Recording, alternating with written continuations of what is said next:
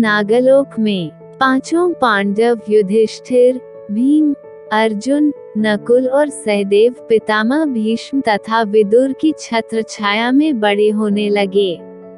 उन पांचों में भीम सर्वाधिक शक्तिशाली थे। वे 10-20 बालकों को सहज में ही गिरा देते थे। दुर्योधन वैसे तो पांचों पांडवों ईर्ष्या करता था, किंतु भीम के इस बल को देखकर उससे बहुत अधिक जलता था। वह भीमसेन को किसी प्रकार मार डालने का उपाय सोचने लगा।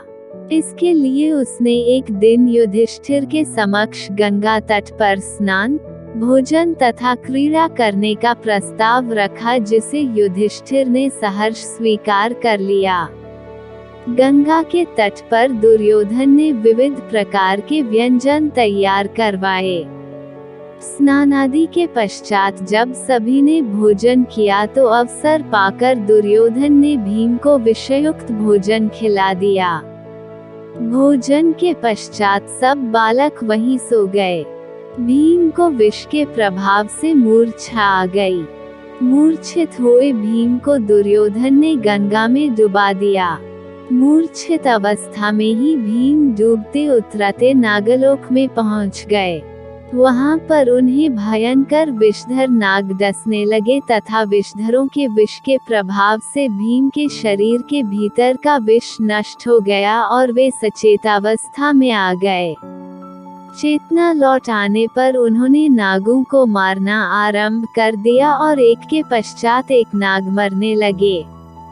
भीम की इस विनाश लीला को देखकर कुछ नाग भागकर अपने राजा वासुकी के पास पहुंचे और उन्हें समस्त घटना से अवगत कराया। नागराज वासुकी अपने मंत्री आर्यक के साथ भीम के पास आए। आर्यक नाग ने भीम को पहचान लिया और उनका परिचय राजा वासुकी को दिया। वासुकी नाग ने भीम को अपना अतिथि बना लिया। नागलोक में 8 ऐसे कुंड थे जिनके जल को पीने से मनुष्य के शरीर में हजारों हाथियों का बल प्राप्त हो जाता था। नागराज वासुकी ने भीम को उपहार में उन 8 कुंडों का जल पिला दिया।